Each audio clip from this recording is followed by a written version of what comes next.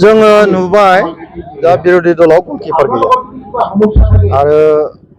goalkeeper गैलायै बे फुटबलाथ' माथो मोजां जानो थेवबो गेलेनांगौ एडमिसना लाबाय जेथिया नङा होमबा दा जोंहाथ' अननाय दं गतिके जोङो बिरोधी दलबाबो गलकिपार गैलायै एसे हानजाबाबो जोङो एथ' असनमान खालामनाय नङा जोङो क'क्राझार लकसभा समस्तियाव 12 लाख जोंना फल जागोन बेनि गेजेराव जोङो 7 लाखखौ लानानै 7 लाखनिफ्राय 7.5 लाखसिम जों लानानै जोङो देरहागोन आरो जोंनि गला 7.5 लाख जागोन आरो बेहाय बिपिएफआ बेसेबां लाङो लांथोंसै जों गतिके हगारना होदों आरो जों बेखौ नुखानानैसो जों बुंदों जों अननायजों बिथांमोननो बेखौ हगारगोन जों बारग' मन्थ्रि चन्दन ब्रह्म हाबनायनि खोथा बुंनाय थारैनो बिथाङाबो लोगोसे बनसुनि किसुमान सेंग्राफ्राबो हाबगोन बेसेबां सैथो आरो दाथ' बिपिएफनिफ्राय फ्राय गुगागासिनो दंखायो बे चन्दन ब्रह्म हाबनायनिल' खोथा नङा दिनै जय मुसाहारि एमसिएलए हाबफैबाय बनसुनि सेंग्राफोर हाबफैबाय बिएसएफनि सेंग्राफोर हाबफैबाय बेनि अनगायैबो प्राइमारि लेभेलनि ब्लक लेभेलनि बिपिएफनि नेताफ्रा हाबफैदों खारना बेनो जे बिपिएफआव भबिष्यत गैला इयुन गैला बेनि दैदेनगिरिफ्रा खुनु मोनसे मावथांखि गैया भिजन गैया बेखौ दिनै बुजिजोबदों गतिके मोजां सरकार मोजां दैदेनगिरि नांगौ रायजोनि खामानि मावग्रा नांगौ दिनै इउपिपिएलआ बेखौ मावगासिनो दं गतिके इउपिपिएलनि फारसे बिथांमोना फैबाय थादों चन्दन ब्रह्म बिथाङा फैनायनि बाथ्राखौ रायलायबाय थादों बिथाङा फैनायखौबो सोरथो बादा होनो नङा होमबा जों बरायगोन बिथाङा जुदि जाथिनि थाखाय मावनो ओंखारदों रायजोनि थाखाय जुदि मावनो ओंखारदों बिपिएफनि दारै जुदि मावनो हाला सानबायबा बिपिएफनि दारै मावनो हागोन सानदोंबा निस्सय जों बरायगोन चन्दन ब्रह्मआ जुदि फैयो बिपिएफआव आरो सोरथो थाबावनो बिपिएफआवथ' चन्दन ब्रह्म होननानैथ' नेता नङा होमबा गिदिर गिदिर नेता होनोबा चन्दन ब्रह्मआनो सासे दा बिथांमोना जुदि गुरलाब जुदि बुबायोबा बिपिएफआलाय सोरथो थाबावनो दा गतिके बिपिएफआव रावबो गैला ओंखायनो जों बुंदों मा बे गलकिपार गैयै मोनसे फुटबल मेच जागोन ओंखायनो दिनैहाय रायजो राजाफ्रा बारा बिदिनो इलेक्सनफोर फिल खालामाखै खिन्थु उफाय गैया जोङो गेलेगोन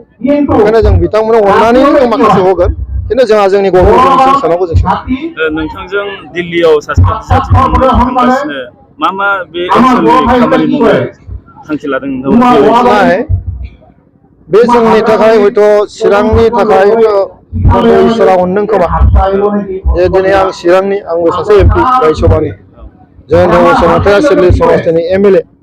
बिथांखौ दिनै हानजाया दला इन्डियानि बिजाथि महरै दिल्लीयाव दैथायहरनो नागिरदों दा जों सानैबो चिरांनि सानैबो जों चिरांनिया दिनै दिल्लीयाव एमपि हिसाबै थांनायनि खाबुखौ मोनदों बे हयथ' जोंखौ इसोरा अनदों दा बेनि थाखाय जों रायजो राजाफोरखौ जों साबायखर बावो जोंनि हान्जाखौ जों साबायखर बावो आरो दिल्लीयाव थांनानै जे रायजोनि थाखाय जोंनि क'क्राझार समस्तिनि थाखाय जेखौ प्रयजन दं बेखौ जयेन्द्र बसुमतारिया मावनो हागोन आरो आं जेरैहाय रायजो सभायाव थानानै खामानि मावनायनि हाबाफारिखौ लाबाय थादों जों सानैजों लोगो नांनानै आंबो हारसिंमोन दा जों रायजो सभायाव सासे आरो लकसभायाव सासे जोङो सानैबो लोगो नांनानै हयथ' जों साबसिन खामानि मावनो हासिगोन आरो जोंनि गोहोआ एसे रासिनसिगोन बेखौ फैबाय थानाय समाव जोङो मोजाङानो जागोन रायजोनि बिसयाव मोनसे दाबो गिनाय दङ सार बे नब सरायनायनि जे थासारि मा जागोन बेखौ लानानै आङो खावलायगोन जोंनि बिटिसिनि आइ आफा रायजो राजाफोरनिसिम जे नब कुमार सरनियाखौ लानानै जोंहा गिनांगौ जेबो गैया बिथाङा दिनैहाय मोनसे आयेननि प्रक्रियायाव हाबनानै दङ आरो दासिमाव बिथाङा हाइकर्टनिफ्राय बिथांनि सार्टिफिकेटखौ नङा होननानै दिनै फोसावदों बिथाङा हयथ' सुप्रिम कर्टआव थांगोन आरो सुप्रिम कर्टआव थांनाया बिथांनि अधिकार दा बेवहाय बुंनांगौ खोथा गैया खिन्थु मोनसे खोथाया स्पष्ट जा बिथाङा गेलेनो मोनबाबो मोनाबाबो बेवहाय सरनियाखौ लानानै जोंहा गिनांगौ जेबो गैया थांनाय समावहाय रायजो राजाफ्रा अननानै 10 बोसोर बिथांनो भट होबाय नाथाय 10 बोसोरनि हिसाबखौथ' दिनै खालामबाय दिनै बिथाङा 10 बोसोराव 50 कोटि दिनैहाय रायजोनि खामानि मावनो थाखाय फैसा मोनबोदों भारत सरकारनिफ्राय बेखौथ' नुवाखै रायजो राजाफ्रा बबाव मावदों नङा होमबा दिनैहाय ना राजबंशीनि मावनो हादों ना बर'निनो मावनो हादों ना दिनै बाङालिनिनो मावनो हादों ना मुस्लिमफोरनिनो मावनो हादों रावनिबोथ' मावनो हादों दा गावल' दिल्लीयाव थांनानै थाहैबाय थादों आरो दिनैहाय बै माबाया जोबनायखाय आरोबाव खनसे थाबथि खेबनि थाखाय आंखौ हरबावदों होननानै रायजोनि खाथियाव खुलुमसनहैबाय थादों दा गतिके बे बाथ्राखौ रायजोफ्रा मोजाङैनो मिथियो दिनै बिटिसिनि रायजो राजाफ्रा बयबो मोजाङै मिथिबाय बेवहाय सान्थिया फैदों भारत सरकारनि अननायाव नरेन्द्र मदिनि अननायाव बेवहाय सान्थिया फैदों दिनै डक्टर हिमन्त बिश्व शर्मानि अननायाव सर्बानन्द सन'वालनि अननायाव दिनै आसाम सरकारनि अननायाव दिनै सान्थिया फैदों जौगानाय जाबाय थादों दिनैहाय बिटिसिआव प्रमद बर'नि दैदेननायाव गबिन्द बसुमतारी बिथांमोननि दैदेननायाव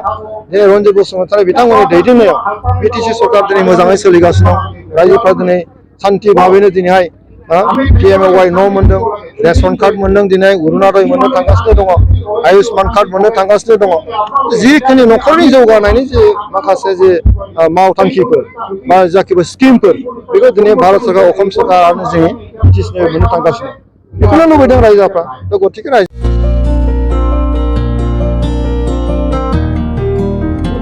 नगरनि शंकरदेव मिशन हाई स्कुलनि साखाथियाव थानाय रेगे-रेगां दख'ना गलायाव लफाय, FNF, महर ब्रेन्ड, बिबार ब्रेन्ड, आर'नाइ ब्रेन्ड, जुरिफात, माथानि बायदि बायदि रोखोमनि दख'ना, आर'नाइ ब्लाउस, फालि आरो